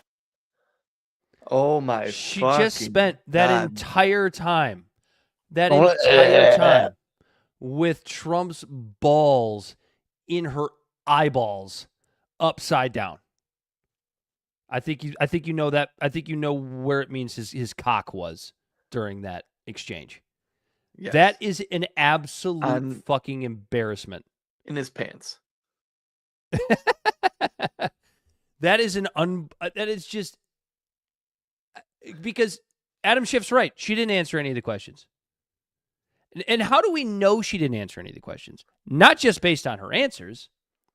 A Reuters photographer took pictures of her notes from inside of those manila folders. Did I send that to you, Bell? I think I did send that one to you. Go ahead and pop that up on the screen. This woman cut out a bunch of... Bell said he was going to say on top of his balls. because he's saying it's tiny. You get it? I get it. Do you get it, Dan? That's a funny joke. Good job. Good job, Bell. That was a good one, bud. The notes inside of this woman's manila folders were like chopped up tweets, attacks, in like 36 font, canned responses that attack the... I don't know if anybody can read this, but you can see how juvenile this is. This is... She didn't come to a Senate Judiciary Committee hearing with data, no statistics, no responses to or arguments defending the questions that she was asked. No answers. Is the word friggin' on there? Maybe. It sounds like she would use that I word. asked about something and friggin'. If asked about personal Panera, tell him to frig fingerings? off. I don't know. That's all these are. These are responses for each individual committee person. Wait, what does that say? Epstein Did you take Dead Hoffman? Reid Hoffman. Yeah. Who's Reid Hoffman? That would be a money sign. Did you take money From Reid Hoffman. Reid Hoffman? Yeah. Oh fuck, who's Reid Hoffman? Because he was supposed to be involved in all of the in all of the Epstein scandal, but these were her responses. Her responses were all canned. I mean, Adam Schiff was right. Canned attacks. There was like it's like you had a homework assignment of bringing like data and information of why your AG department is like performing well, and you printed off the Wikipedia page, and instead you just copy paste. Oh, that dude is the co-founder of LinkedIn. Mm-hmm. And it's like everything. Here's the thing that makes She's it the just most in her frustrating. office with the fucking new Taylor Swift album playing, printing the internet, using a glue stick to fucking glue pieces of the internet she printed into a manila folder, and then she, like a diary, she closed it and then probably kissed it and tucked it in and then went in. They're like, what the fuck is happening? Dude, the thing that's so frustrating about it is like all of the stuff that she said about these particular What year is it? she's got like she's got some like glossy lipstick that she's putting on, or chapstick that she's putting on. Some glittery. God, I lipstick. bet her scrapbooks look like shit. But everything that she said about these committee members is true. Like, these are all legitimate questions. It's just not the time and place. Right. This hearing is for the American people, not for the fucking committee that's sitting there asking you the questions. For President Trump. It's for the people, not for President Trump. But to be fair, that's what a lot of idiots love. Unfortunately. Oh, I know. You're not that smart. I know what's going on. You're just showing off on friggin' TV again. That is 100% what she was doing. It was so unbearably performative. You know, like, even when you look back at, like, the hearings to confirm Trump's cabinet, and you had Tulsi Gabbard, and you had RFK. Oh, and I got Trump repeating some, like, how he took her hearing. Daddy, you're my daddy. The biggest load that we've seen. That's what she said. When you look back at like the confirmation hearings for Trump's cabinet, and you had all of these, we talked about it when they were going down. Like, you had all these, this sounded like a fucking confirmation hearing. That's what this sounded like. It sounded way worse than that, because at least Tulsi Gabbard and even Pam Bondi at the time. I mean, even Kash Patel, who is also an absolute fucking imbecile. But you had RFK, you had Tulsi Gabbard, that were getting all of these unbelievably performative, canned questions from the committee, but they came with facts, stats, and answers to these questions that they were asked. She didn't come with any of that yesterday. No, she did. Not even one word of it. She was like, you know what she said? The government shut down. I don't give a fuck. Execute Order 66. I got nothing left to say. Pam Bondi's an absolute imbecile. Do you have anything you want to close that on, Corey?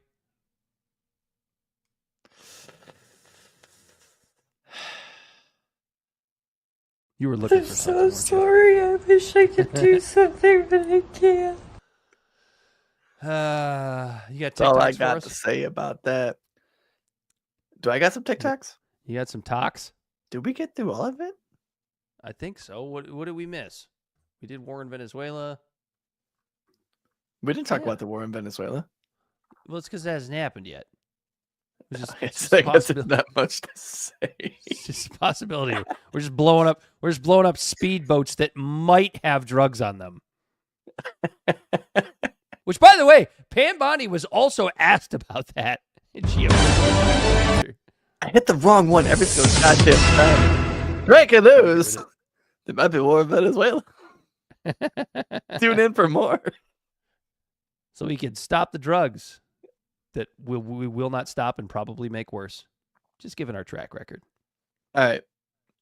So this video injected straight into my veins. It's just, hey, Bell, you ready? Bell, listen up. TikToks, let's go. He's working on it. Okay, why is he looking? I don't know. He's usually looking at the screen. Oh, God damn it. Injected straight into my veins. It's my baseball team that is not the that good. Detroit Tigers. And I really wish they'd rip the Band-Aid off and just lose already. And it's also Hank Williams Jr. So go ahead and play that one real quick because I got some shit to say about this after. Oh, boy. You don't even need me here.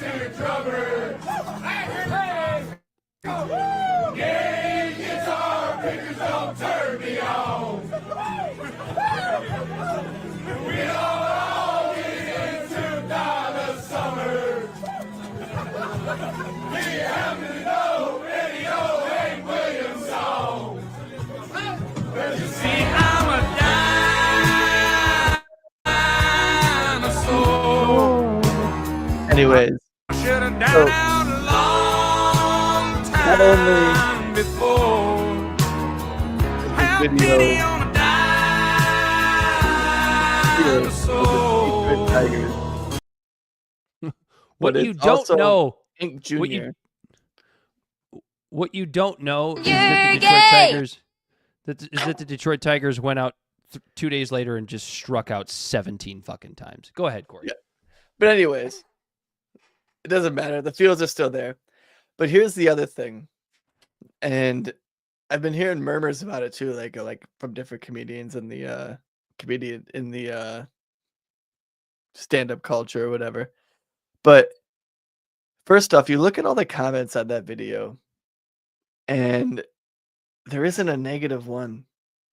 Where if the Detroit Tigers came out and sang a song that said, "You're singing a song about making love to your drummer. Well, gay guitar pickers don't turn me on. And we don't all get into Donna Summers. Do you happen to know any Hank Williams songs?" The internet would be going absolutely fucking insane. Like, am I right? Am I right, guys? Like, the internet would be going absolutely nuts if someone dared say that they would think it was like homophobic. Bella, I'm bringing you in because do you agree with me? Like, how can the Detroit Tigers sing that song? Like, how can they say that? Do you know what? They're not good enough for anybody to actually give a shit. Or if they were really, if they were really, really, really, really good, it would be a problem. I'll add this: if they had been like listening to like Doja Cat, yeah. If they had been like singing Doja Cat, Matt Walsh would have a 3-hour video about how horrible it is. Yeah, but that video was all over the internet. I understand. That's what I'm saying. Oh, right. But what I'm saying is this one, like, do you not agree that like in 2020, like there would have been like a big outcry about that for singing a homophobic song? I don't think half the people in know 2020 probably. In 2020 probably, but only because everybody was glued to their screens and nobody could go outside. Sure.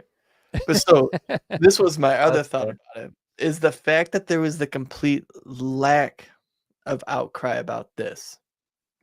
And that saying this stuff is like saying things like about being gay, you know, there's words that are out there that are like kind of making their way back into society. One starts with an F, one starts with an R. And it's like little small friend groups saying it to each other, but they're not saying it to people who are an R or an F. Wait, you're supposed to say that to your friends? Trump's America, man. But regardless of that, do you think the Austin comedy scene is in trouble? No, they'll figure it out. Yeah, they're gonna have to do a lateral, right? Comedians are strong. They work around it. Their edginess now, though. the jokes that they Doesn't make matter. have made it back into regular little circles. But that People happens are all the time, wanting to- right? Yeah, That happens Like, all the the time, right? episodes of it, right? No, I'll tell you why. It's just going to change. Like, what is actual back- funny comedy changes all the time, right? So, like, what was Right. everybody joking about in 2017? It was all Trump jokes. Everybody was joking about Trump, and like people like Jimmy Kimmel never got away from that. It became old, and now nobody cares. Now nobody listens to it. Now nobody watches him or Colbert. Now it's like, That's fair. Yeah, you're right. It The was. whole- It was. the It was whole- Trump, the and then whole- that got stale, and now it's like edgy comedy with the R's and the F's, and then And- now well, that's and gonna just- start getting stale. and we're talking about political comedy, just like making fun of liberals is just kind of getting tired. Like, yeah, we get it. Like it's not really They're that funny different than anymore. you. Yeah, all the jokes have been said. So like, what's the next thing going to be? Maybe it's going to be the fascism coming down the pike. That'll be the next funny thing. We'll start making fun of you make fun of power. That's what you do. So yeah, it's going to be making fun of Trump now again is going to become cool and in vogue again, except for if you're Jimmy Kimmel or Stephen Colbert. What are they going to do after this? After Trump's out of office, what are they going to do? Yeah, Republicans are throwing all their cards in on the whole Trump movement, but none of them are going to No, be. not able- even that. What are people going to say because about politics? It's going to go back to normal and shit. It's going to be No, all it's not. quiet, and all the same shit's going to happen. All status quo shit. Just No, it's not. It's not gonna. It's never gonna. It's not. One It's never TikTok. gonna go back to normal. Or at least there's gonna be a new normal. And the new Fair. normal is going to be weaponizing your Justice Department against your opponents, which we warned about 5 fucking years ago. nobody will care about it still. So this I next agree. video, I feel like Dan, I feel like this is like, and Bell, I feel like this is like one of us three when you're out at the bar or something like that, and politics kind of come up. So When go we're out at ahead the and bar. roll that one. Yeah, you're at the bar, you're at a concert or whatever, and like a wedding.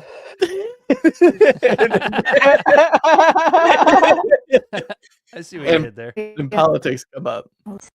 That's radio for two. So go ahead and play that one, Belle. Fucking liberals. Ugh, yeah. I know, right? I know, right? Yeah.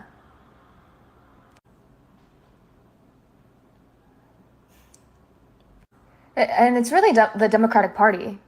It is the Democratic Party. And that's not to say that the Republican Party is it's shit crazy. They're both fucking crazy. Right? The two parties.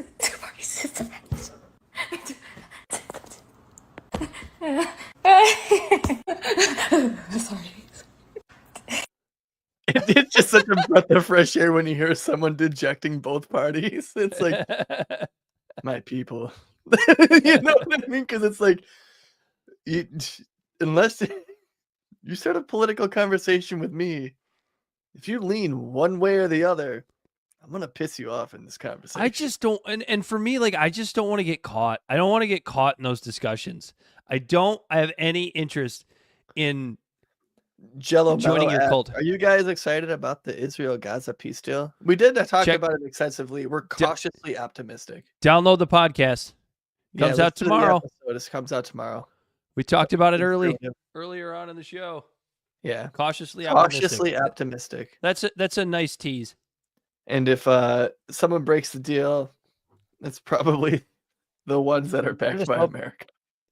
I just hope the deal involves like a dozer for Gaza, you know? At least. You got more? You got more talks? Yeah, I got some more talks for you. All right. Tits? So the next one is the guy talking about Bill Burr and how he just went to Rida or whatever. How you say it? Saudi Rida? Comedy Festival. Yeah, the Saudi Comedy Festival. You Go mean ahead and roll Riyadh? that. One. Yeah, Riyadh. I think my favorite reaction to the Saudi Comedy Festival has been from Bill Burr, because everyone else is trying to like address the geopolitical moment of right now, and Bill Burr has been tackling like 17th century racism. I don't know if you've listened to his podcast, but he's like, "Hey guys, I went over there. You wouldn't believe this. They're eating food. And some of the food is the same food that we eat. Would you believe that? And when they talk, they look each other in the eyes. And they speak words to each other. And yeah, sure, they might have some problems, but the problems aren't the only thing that they talk about. They also have normal conversations with their friends. Would you believe that? Would you? And look, isn't that crazy? I know it's crazy because, like, you know, they're brown, but they look at each other. They care about each other. They have families. They have children the same way as us. I don't know. It's just like funny to me because like the Klan was doing barbecues. You know, hateful people also have a good time. That's like we been knew that. What?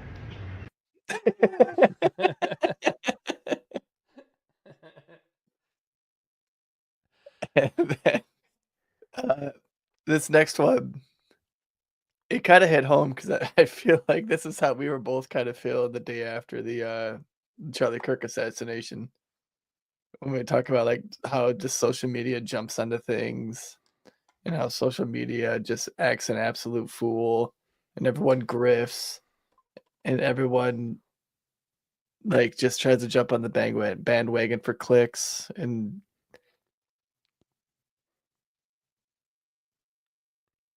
go ahead and play that though. Yeah, and the like, right? Dropped. And whoa, new political violence just dropped. And we've got the rhetoric that inspired it.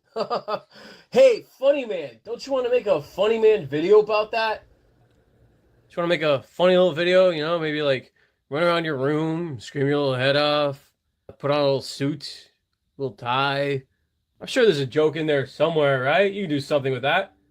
It's kind of ironic that they're doing the thing that they accuse other people of doing, right? That's pretty funny.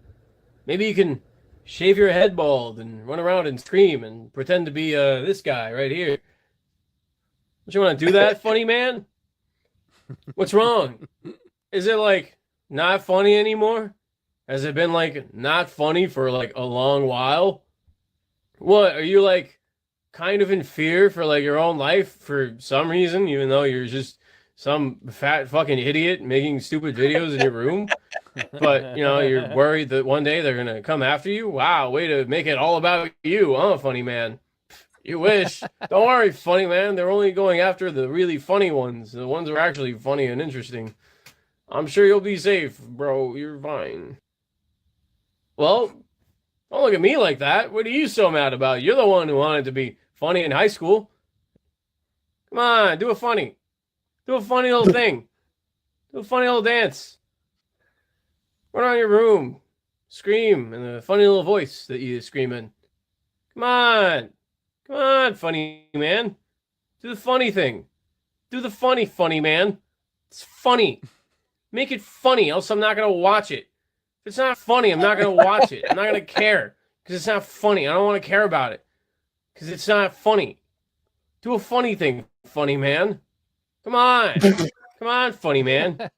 Jesus Christ. It's just like, yeah, you see how it's like a conversation between there's the people just listening. There's just a guy just sitting there, complete, just fucking brooding, like in the dark. And someone else is just basically poking him, like not necessarily poking him with a stick, but just going, come on, be funny, be funny. We need the distraction, be funny. And like after the Charlie Kirk thing and then all the fucking rhetoric behind it was just like, how the fuck does nobody get this? Like, how the fuck does this? This next one was a quick snippet of an interview from someone who was a part of that flotilla that was going to Israel. Oh, I might have seen this one. And Mehdi Hassan shared it. But yeah, this guy is talking about the guy on the right. He was one of the people on the flotilla and he got captured by Israel. And he talks about his experience. And I just thought it was interesting. He's a liar. He's a What happened when you guys were taken and captured? Where were you taken? What were the conditions like? How were they treating you? In Ashdod port, we were frog marched out, heads down, knees on our knees, and for basically a giant photo op for Ben Gvir, as one of the few Jews on the mission. They found me, asked me if I was Jewish, ripped me by the ear, threw me in front of the Israeli flag to sit away from the whole group that was sat, hundreds of us on our knees and heads down, for Ben Gvir to show up and come yell at us in our face that we're terrorists. And so we were treated. So from that moment, we were strip searched and zip tied and blindfolded and sent to this detention camp without any kind of process. We were basically not allowed to speak to lawyers. Most people didn't speak to lawyers and would not speak to lawyers. We still haven't spoken to lawyers the whole time. We were disappeared into the Negev desert for 3 days without any confirmation from the US government that we were even alive. I don't like, speaking as a Jew, but like it bears repeating, the anti-Semitism that we endured at the hands of the state of Israel was so wild. Like it was, it's so important that we change the narrative on the idea that the state of Israel is some kind of, birthright or land for diasporic Jews to come home to. We were treated like, obviously Palestinians are considered to be the most dangerous thing that they need to either deny or destroy. But an unfaithful Jew to this Netanyahu government is considered to be like, so threatening to them that we were given this special interrogation by Ben Gvir and the other Jew that was with me in the cells, who was suffering from severe medication withdrawals, who was begging and begging and begging day in and day out for a medic, was denied the most basic access to that medic. I don't want to name him without him being able to name himself, but begging. I mean, you could hear his cries every single morning, day and night. You could hear his suffering, and they basically, the guards of this facility just said, yeah, in your dreams, we'll be with you. Yeah, that's pretty fucked up. Yeah, I mean, if I can play I'm going to play the pro-Israel Imagine, devil's advocate it's for a just moment. it's just so Just for a like moment. you understand that the world is like the way it is, but it's like it's hard to fathom the idea of being treated like that for trying to bring destitute people food. But Yeah. at the same time, this is the exact response they wanted. Isn't it like is there a part of it that's like play stupid games, win stupid prizes? Right. You would hope that their character and their like motives were in the right direction of actually bringing food. But like in all of the outcomes, because like, obviously the worst outcome would be like fucking sinking in the middle of the ocean or some shit like that. They're getting abducted by pirates. The second best outcome would probably be exposing just exactly the extremist type shit that the Israeli government pulls, and then be able to go and live and talk about it. Like that would be probably plan B. That's a fair point. You're an absolute idiot if you're getting on that boat and you're not thinking that this is a possibility. You know the risk you're taking. The problem with it is the response to that is just simply, what Ben Gvir said to that man, allegedly. We don't know. This is a he said, she said, but you're a terrorist and you're pro-Hamas. And that's all so many of the Zionists need to know. Whether it's true or not, that's all they need to know. Mm-hmm. Yeah. These people are pro-Hamas and terrorists. And we move on. We move on to the next thing. And that's the way that the West has treated. Some like 21-year-old Swedish girl with autism is but like that's just that's just the way they these brag things about how have good been- Mossad is and how they infiltrate anything, and they can send beepers all over the goddamn world that explode on command. But they didn't catch that fucking sleeper cell of the 16-year-old girl who started off. She's like 22 now. I know. I said that started at 16. Started off just talking about climate change. We should have known then that she was Hamas. Yeah, as and soon as funding she an entire decided not government. to, as soon as they found out that she didn't want to go to school, that was the telltale sign. She's Hamas, dude. Like we We can't get our propaganda into her if she doesn't go to school. The girl that did a thing that was kind of cool, like something that'd be a lot of fun, I think, but also kind of performative, of sailing across the Atlantic Ocean to talk about climate change. It's Hamas. The Mediterranean Sea, but almost. Oh, that's right. No, that year it wasn't in the United States. It was. Why did I think it was the United States? Yeah, nope. That's still pretty fucking cool. Dude, I would. I don't know where it absolutely launched do that from. in a heartbeat. You have That a would be son, fucking cool. Corey. You have a child. I'll take him with me. He'll be my Wilson. Then Israel will just accuse you of child abuse.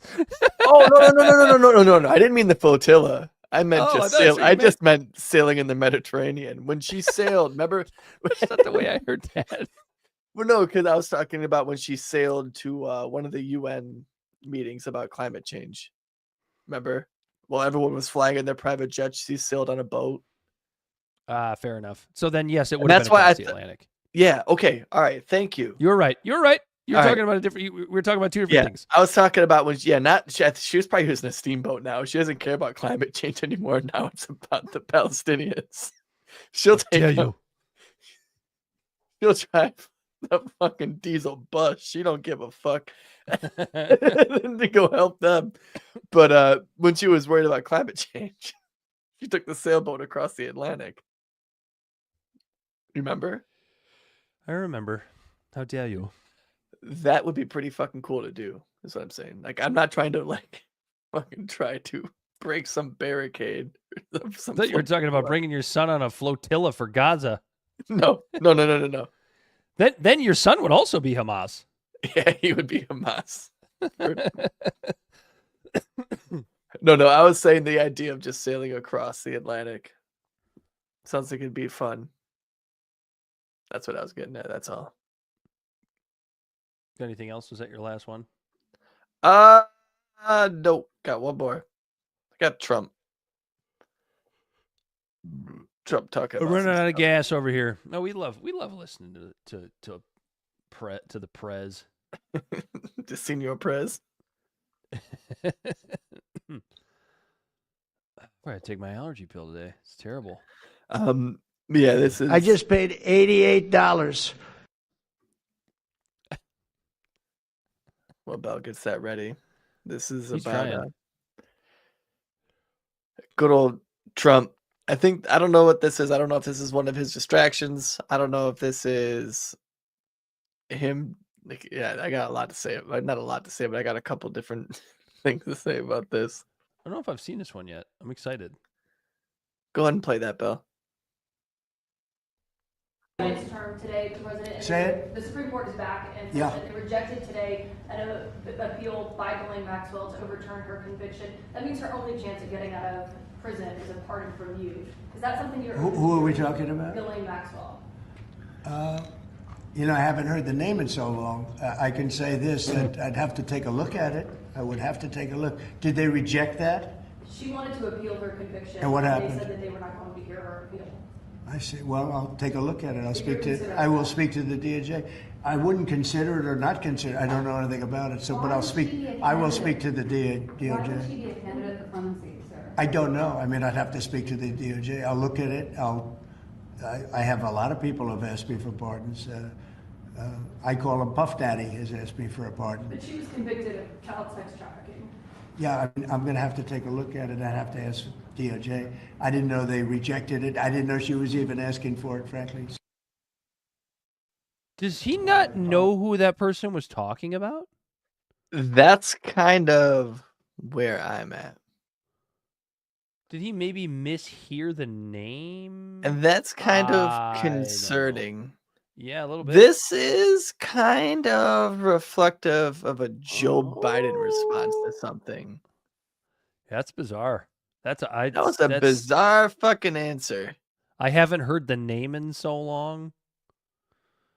Which is something, like him saying, I haven't heard the name in so long. That's a very Trump thing to say. Like that part of it didn't surprise me. But then, yeah, it sounded like he didn't realize. Yeah, like it sounded the like reporter was talking about. It sounded like someone bringing up like Joseph Maldonado the guy from Tiger King, who's got people on Facebook advocating for him to get a pardon from Trump every single day. If someone went in there and asked for Joseph Maldonado, I'd feel like that would be the response. But Ghislaine Maxwell, does he just know her name based on reading it and thinking it's Ghislaine? Do you think Trump reads? I don't know, dude. I'm just saying, like, yeah, that was He got just pictures with the broad. He knows who she Right. is. Right. Yeah, He hasn't heard the is name in was so it long. that kind of cover up? Was it kind of him like caught on the back foot so ridiculously bad that like he would just be like, oh, I don't even know who that is. Ghislaine, what are you talking about? I was not there. What are you talking? Was that Tuesday? Nope, I was over here on Wednesday. Like kind of thing. Like, did he get caught foot in mouth?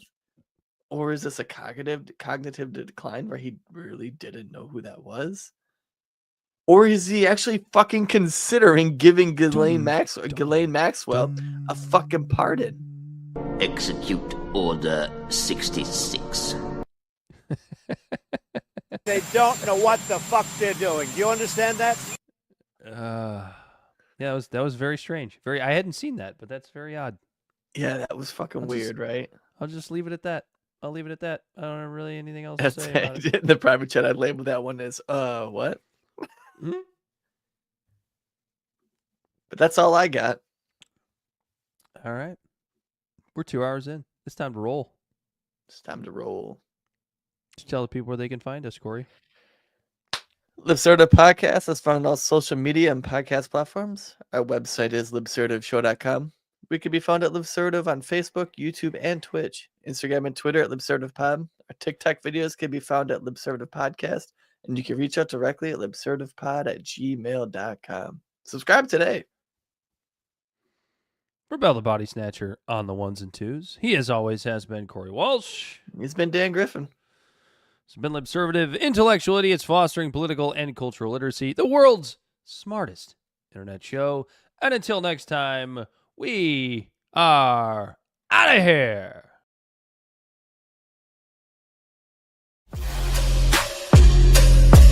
The great fundamental issue now before our people.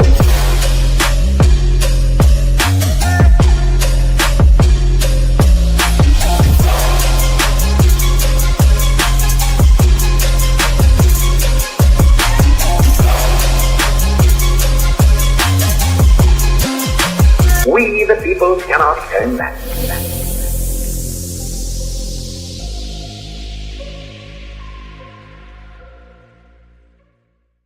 Somebody must lead, or else the fight would not be made at all.